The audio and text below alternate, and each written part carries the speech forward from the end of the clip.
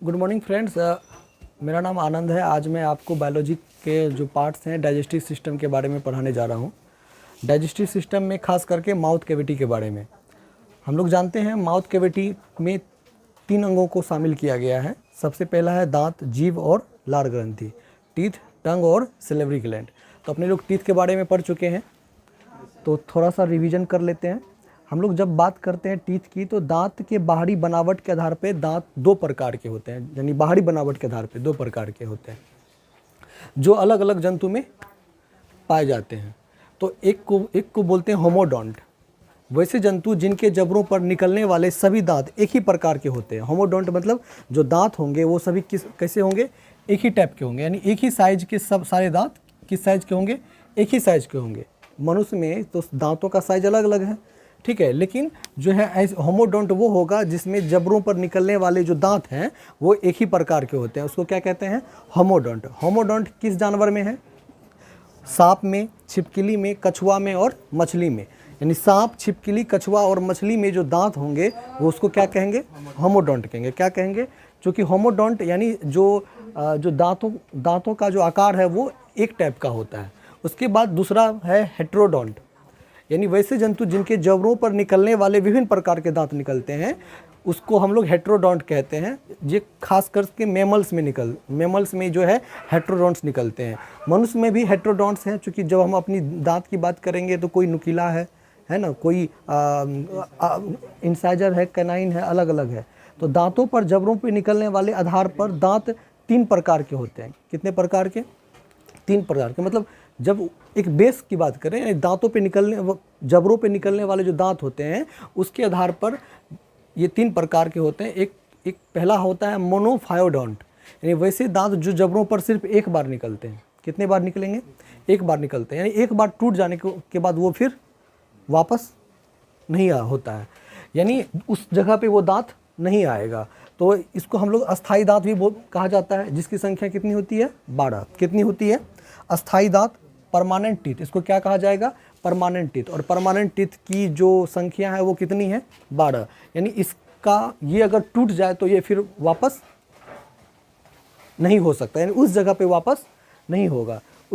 उसके बाद अपने लोग आगे बढ़ेंगे तो उसको बोलते हैं डायफायोडोंट। वैसे दांत जो जबड़ों पर 2 बार निकलते हैं। कितनी बार निकलते हैं, 2 बार निकलते हैं। शुरुआत में निकलने वाले दांत टूट जाता है, जो टूट जाता है उसको दूध का दांत बोलते हैं। अपने लोग क्या बोलते हैं, दूध का दांत बोलते हैं। और उनकी जगह पर नए दांत पुनः निकल जाते हैं। शुरुआत में निकलने वाले दांत दूध का दांत कहा जाता है, या मिल्क टीथ उनको भी कहते हैं। और दूध के दांतों की संख्या कितनी होती है, 20। कितनी होती है, 20। ये मतलब कहने का मतलब है जब ये टूट जाता है तो फिर होगा। बचपन में अपने लोग को जो दांत टूट जाता है वो दांत फिर आ जाता है ना उसी जगह पे, लेकिन जो जैसे अपने लोग जिसको बोलते हैं चौवा है ना, तो वो टूटता है तो आता है, वो नहीं आएगा। तो उनकी संख्या कितनी है, 12। जो दांत सिर्फ एक बार आए और जो दांत 2 बार आए उसको उनकी संख्या कितनी है, 20। तो ये 20 जो संख्या है, 20 जो दांत की जो संख्या है, इसको हम लोग दूध के दांत भी कहते हैं। तो ये क्वेश्चन पूछा जाता है कि दूध के दांत की संख्या या मिल्क टीथ कितने हैं, 20 है। अब आगे देखो, वैसे दांत जो जबड़ों पर बार बार निकलते हैं, जितनी बार टूटते हैं उनकी जगह पर नए दांत निकलते रहते हैं। ये मनुष्य में नहीं है, ऐसी बातें नहीं है। ये सांप, छिपकली, मगरमच्छ, इन को छोड़कर अन्य जितने भी कशेरुकी है जिसके बैक रीढ़ की हड्डी होती है के दांत होते हैं। मनुष्य के मुंह में 32 दांत होते हैं। कितने दांत होते हैं, मनुष्य के मुंह में 32 दांत होते हैं। या पूरे जीवन काल में 52 दांत निकलते हैं। कितने दांत निकलते हैं, 52 दांत निकलते हैं। कितने, 52 दांत। यानी कहने का मतलब है कि 32 दांत होते हैं, 20 दांत तुम्हारा बचपन का दांत वो टूट गया, तो 32 और उधर 20 जोड़ दो, कितना हो गया, 52। बात समझ में आ गया। तो 20 दांत जो टूटते हैं और फिर वो 20 दांत निकलते हैं, तो कुल मिलाकर कितने दांत निकलते हैं, 52। अब यहाँ पे तुम लोग देखो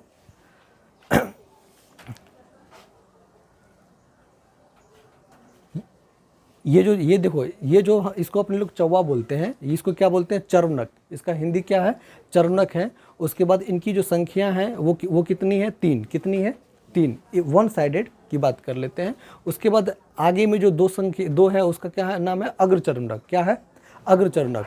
और एक जो है वो है रदनक। क्या है, जिनकी संख्या जो है 2 होती है, यानी एक रत्नक इधर और एक रत्नक उस साइड। और जो कृंतक होते हैं उनकी संख्या कितनी होती है? 2। यानी कहने का मतलब है 3, 4, 5, 6, 7, 8, 8 और 8 16, और 16 नीचे में और 16 ऊपर में। तो कहने का मतलब है चर्वणक की संख्या कितनी होगी? 6, नीचे जबरे में बात कर रहे हैं। उसके बाद अग्र चर्वणक की संख्या कितनी होगी? 4, 2 इधर और 2 उधर। रत्नक की संख्या कितनी होगी? 2, और कृंतक की संख्या कितनी होगी? 4। यानी आपका ये कुल कितना हो गया? 16, और 16 नीचे और 16 नीचे जबरे में और 16 ऊपर के जबरे में। तो इस तरह से हम लोग समझ पा रहे हैं। चलो आगे की बात कर लेते हैं। तो जो कृंतक होता है, यानी कहने का मतलब है उनको इंग्लिश में इंसाइजर कहा जाता है, ठीक है, जिनकी संख्या कितनी होती है? 4, और नीचे और ऊपर के जबरे मिला करके 8। इसका काम काटना होता है। शेर को या कोई भी जानवर देखते होगे जो मांस खाता है, उनका वो जो इंसिजर होता है, सॉरी कैनाइन होता है, वो क्या होता है? वो बड़ा होता है। कैनाइन क्या होता है? वो बड़ा होता है। तो ये रत्नक है, कैनाइन है, जिनकी संख्या कितनी है? 4। इसका काम क्या है? चीरना। क्या काम है? चीरना। और जब हम लोग सेब खाते हैं या कोई चीज़ खाते हैं, एप्पल वगैरह, तो हम लोग क्या करते हैं? उसको काटते हैं। पहले जिस दांत से अपने लोग काटते हैं उसका नाम क्या है? इंसिजर। और उसके बाद जो हम जैसे कि जिसको हम फाड़ने का काम करते हैं, उनका क्या नाम है? कैनाइन। उसके बाद अग्र चर्वणक, इसको इंग्लिश में बोलते हैं प्रीमोलर। क्या है? प्रीमोलर। ये प्रीमोलर और मोलर दोनों का काम है चबाना। क्या काम है? चबाना। तो इस तरह से कुल संख्या कितनी है? 32। आगे देखो, ये दांत के कुछ सूत्र हैं। देखो, यानी एडल्ट में जो मतलब ये सूत्र है कि कितने दांत होंगे, चाइल्ड में कितने दांत होंगे, एक फार्मूला है जो कि उस बेस पे रहता है। आगे देखें, जीभ के ऊपरी सतह पर छोटी छोटी ग्रंथियां पाई जाती है। जब अपने लोग मुंह खोलोगे, जीभ देखोगे, तो उसमें एक डॉट डॉट डॉट डॉट कर करके बहुत सारी आपको ग्रंथियां पाई जाती है, जिसे हम लोग बोलते हैं टेस्ट बड्स। क्या बोलते हैं? यानी स्वाद ग्रंथियां बोलते हैं। टेस्ट बड के द्वारा भोजन के स्वाद का पता लगाया जाता है। मनुष्य में टेस्ट बड की संख्या करीब 8000 से 10,000 होती है। यानी जब तुम जीभ निकालोगे, जीभ देखोगे, तो जीभ पर एक छोटा छोटा सा लगेगा, कुछ मतलब खुंसी टाइप का लगेगा कि 8000 से 10,000 की संख्या में कितनी है। अब ये है हमारा टेस्ट बड। क्या है? Test bud. जब यह कहीं या थोड़ा सा अगर इसमें कुछ ऐसा हो जाता है, जैसे जी कट गया या कोई रैसेस हो जाता है, तब हमको स्वाद का पता नहीं चल पाता। कहा कि टेस्ट बड जो है ठीक रूप से एक्टिव नहीं हो पाता है। स्वादिष्ट भोजन देखकर मुंह में पानी आ जाता है। यह जो है स्नायु संबंधित प्रक्रिया है। यह क्या प्रक्रिया है? स्नायु संबंधित प्रक्रिया है। किसी प्रकार के स्वाद के लिए जीभ उत्तरदायी है। टेस्ट बड कुल 4 प्रकार के स्वाद का पता लगाता है, जो कि अलग अलग हिस्सों में मौजूद है। जीभ के अलग अलग हिस्सों में टेस्ट बड क्या है? मौजूद है। सबसे पहली बात, जो मीठा सबसे आगे वाले हिस्से, यानी आगे वाले हिस्से जो है वो क्या?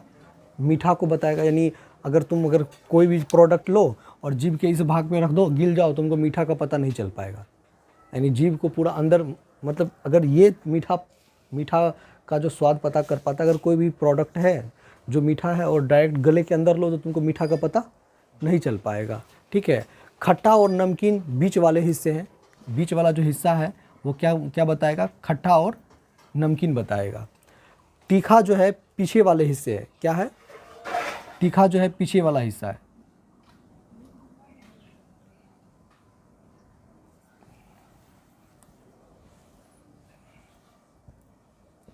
पीछे वाला हिस्सा जो है वो क्या है? तीखा। और ये वाला जो हिस्सा है, यानी ये और ये हिस्सा है, वो क्या बताएगा? खट्टा और नमकीन बताएगा। ये दोनों हिस्सा क्या बताएगा? बीच वाला हिस्सा खट्टा और नमकीन बताएगा। पीछे वाला जो हिस्सा है वो क्या बताएगा? तीखा बताएगा। और आगे वाला जो हिस्सा है वो क्या बताएगा? मीठा बताएगा। तो आगे वाला हिस्सा क्या बताया? मीठा। और ये दोनों हिस्सा क्या बताया?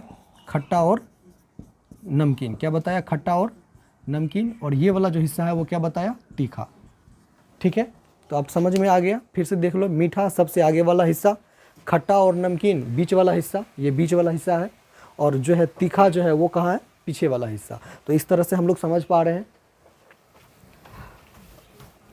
जीभ का मध्य भाग किसी प्रकार का स्वाद, यानी जो मध्य भाग जो था वो किसी प्रकार का स्वाद का पता लगाने की क्षमता नहीं रखता है। मध्य भाग समझ में आ गया था। मध्य भाग जो हम फिगर बनाए थे फिर से हम बता रहे हैं, ये वाला जो हिस्सा है वो मीठा का, ये वाला जो हिस्सा है और ये वाला जो हिस्सा है वो किसका बताएगा, नमकीन और खट्टा का, और ये वाला जो हिस्सा है वो किसका बताएगा, तीखा का, और ये बीच वाला जो हिस्सा है ये किसी भी स्वाद का पता नहीं लगा पाता है, ये स्वादहीन है। ये क्या है, ये स्वादहीन है।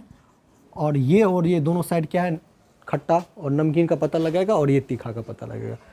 ठीक है, तो अब मेरे ख्याल से तुम इस बात को समझ में आ गया होगा। जीभ के पीछे वाले हिस्से में एक मांसल उभरी हुई संरचना पाई जाती है जिसको टॉन्सिल कहते हैं। अंदर देखोगे तो अंदर में एक उभरी हुई संरचना पाई जाती है जिसको क्या बोलते हैं, टॉन्सिल। इस तरह से रहता है, उसको क्या बोलते हैं हम लोग, टॉन्सिल। टॉन्सिल के द्वारा जो लिम्फोसाइट्स का निर्माण होता है, जो भोजन में मौजूद रोगाणुओं को नष्ट कर देता है। उसमें जो भोजन अपने लोग खाते हैं, जो लार जो सलाइवा बनता है, फिर वो उसमें लिम्फोसाइट्स का निर्माण होता है। किसका निर्माण होता है, वो भोजन में जो भी रोगाणु हैं, ऐसे चीज़ हैं जो कि हमारे पेट में जाने के बाद वो कहीं ना कहीं प्रॉब्लम करेगा, उसको क्या करता है, वो नष्ट कर देता है। कभी कभी टॉन्सिल में जीवाणु संक्रमण हो जाता है। हम लोग देखते हैं टॉन्सिल का फूल जाना, टॉन्सिल कभी कभी फूल जाता है या टॉन्सिल में रैसेस आ जाता है, तो जिसके कारण किसी पदार्थ को निगलने में कठिनाई होती है। यहाँ तक कि पानी भी निगलने में भी अपने लोग को क्या होता है, कठिनाई होता है। ठीक से पानी भी नहीं पीते हैं। यानी अगर वो टॉन्सिल में हल्का सा भी रैसेस हो या हल्का सा कुछ भी ऐसा होगा तो वो देखोगे, अभी जो गर्मी का सीज़न चल रहा है इसमें हम लोग देखते होंगे कि जो ठंडा पानी पी लेते हैं, बॉडी का टेम्परेचर 37 डिग्री सेल्सियस, और पानी पीते हैं अपने लोग जो पूरा कूल वाटर फ्रिज से निकाल करके पी लेते हैं, तो क्या होता है, हमारा जो टॉन्सिल है वो उसमें दिक्कत हो जाता है, उसमें सूजन आ जाता है, फूल जाता है। ठीक है, तो इस कंडीशन में अपने लोग क्या होता है कि अपने लोग फिर कोई भोजन खा पाते हो, नहीं खा पाते हो। ये गर्मियों में आम बात है, क्योंकि ठंडा पानी पी लेते हैं तो किसी पदार्थ को निगलने में कठिनाई होती है। इस स्थिति को हम लोग बोलते हैं टॉन्सिलाइटाइज नामक रोग। अब हम लार ग्रंथि की चर्चा करेंगे। मनुष्य में कुल 3 जोड़ी लार ग्रंथियाँ पाई जाती है, जो जीभ के नीचे, जीभ और गाल के किनारों पे पाई जाती है। यानी जो है 3 जोड़ी, एक तो जीभ के नीचे, कहाँ, जीभ के नीचे में, और एक जीभ पर, और एक गाल के किनारों में। यानी गाल के किनारों में भी, यानी जो है जीभ जो है वो कहाँ से जुड़ा हुआ है, गाल से जुड़ा हुआ है। कहाँ से जुड़ा हुआ है, गाल से जुड़ा हुआ है। तो अगर हम बात कर लें तो एक गाल के किनारों में, ठीक है, एक जीभ पर और एक जीभ के नीचे, यानी 3 जगह क्या पाई जाती है, ग्रंथियाँ पाई जाती है, लार ग्रंथियाँ पाई जाती है। सबसे बड़ी लार ग्रंथियाँ को पैरोटिड ग्लैंड कहा जाता है। क्या कहा जाता है, जो सबसे बड़ा लार ग्रंथि को क्या कहा जाता है, पैरोटिड। जबकि सबसे छोटी लार ग्रंथि को हम लोग बोलते हैं सब लिंगुअल ग्लैंड। क्या कहा जाता है, सब लिंगुअल। सबसे बड़ी लार ग्रंथि को पैरोटिड और सबसे छोटी लार ग्रंथि को सब लिंगुअल कहा जाता है। क्या कहा जाता है, सब लिंगुअल। लार ग्रंथि के द्वारा द्रव का स्त्राव होता है। लार ग्रंथि के द्वारा क्या होता है, द्रव का स्त्राव होता है, जिसे सलाइवा कहते हैं। यानी सलाइवा, लार निकलता है ना मुंह में, कोई भोजन को देखने के बाद लार निकलता है, तो वो हम लोग क्या बोलते हैं, उसको सलाइवा। तो लार का जो पीएच मान होता है वो कितना होता है, 6.6। ये क्वेश्चन काफ़ी बार पूछा जाता है एग्जाम में कि लार का पीएच मान कितना है, 6.6। सलाइवा में क्या होता है, तो सलाइवा में टाइलिन एंजाइम होता है। क्या होता है सलाइवा में, टाइलिन एंजाइम होता है। भोजन में मौजूद स्टार्च को माल्टोज में बदल देता है। ये क्या करता है, ये स्टार्च को माल्टोज में बदल देता है। तो सलाइवा में क्या है, कौन सा एंजाइम है, टाइलिन एंजाइम। टाइलिन एंजाइम क्या करता है, स्टार्च को माल्टोज में बदल देता है। कार्बोहाइड्रेट का पाचन मुंह से शुरू हो जाता है। कहाँ से शुरू हो जाता है, क्योंकि कार्बोहाइड्रेट में क्या है, स्टार्च है। क्या है, कभी कभी पैरोटिड ग्लैंड में विषाणु से संक्रमण हो जाता है, जिससे लार ग्रंथि में सूजन आ जाता है। तब मम्स, गलसुआ नामक बीमारी होता है, जिसे गाल फूलना देखते हो, ऊपर से ने चिपका दिया जाता है ना, गाल फूल जाना। तो इसका मतलब है कि जो वो इसका मतलब है कि गाल से जो सटा हुआ जो ग्रंथि है, कौन, एक ग्रंथि जीभ के नीचे है, एक ग्रंथि जीभ के ऊपर है, और एक ग्रंथि कहाँ है, गाल से के अंदर है। तो उस ग्रंथि में जो प्रॉब्लम हो जाता है, तो उस ग्रंथि में विषाणु से जैसे ही संक्रमण हो जाता है, तो उसी साइड, यानी जब गलसुआ होता है तो दोनों गाल फूलता है कि एक गाल, एक साइड फूलता है। यानी 2 ग्लैंड है, तो एक ग्लैंड में अगर प्रॉब्लम होगा तो एक गाल तुम्हारा फूल जाएगा, है ना। तो वहाँ पर जो ग्लैंड है उसको क्या क्या नाम है, उनको हम लोग बोलते हैं पैरोटिड ग्लैंड। तो पैरोटिड ग्लैंड में जो विषाणु से संक्रमण हो जाता है तो लार ग्रंथि में सूजन आ जाता है और मम्स गलसुआ नामक बीमारी होती है। देखो गलसुआ नामक बीमारी होती है तो क्या हम लोग भोजन खा पाते कि नहीं, खा पाते हैं। क्यों खा पाते हैं, कहा कि हमारे जीभ के नीचे और जीभ के ऊपर जो ग्रंथियाँ हैं वो एक्टिव है, उसमें कोई प्रॉब्लम नहीं हुआ। प्रॉब्लम हुआ कहाँ, तो प्रॉब्लम हुआ जो गाल से सटा हुआ जो ग्रंथि है उसमें प्रॉब्लम हुआ है। तो अब इस चीज़ को समझ में आ गया होगा। गलसुआ बीमारी किसके कारण है, विषाणु के कारण। किसके कारण, तो ये ग्लैंड है कहाँ पे, गाल से सटा हुआ है। अब ये समझ में आ गया। सलाइवा का काम क्या है, सलाइवा काम है कि स्टार्च को माल्टोज में बदल देना, ठीक है ना। सलाइवा में जो एंजाइम है उसका काम है स्टार्च को माल्टोज में बदल देना। अब हम आगे बढ़ते हैं और हम देखते हैं अमाशय।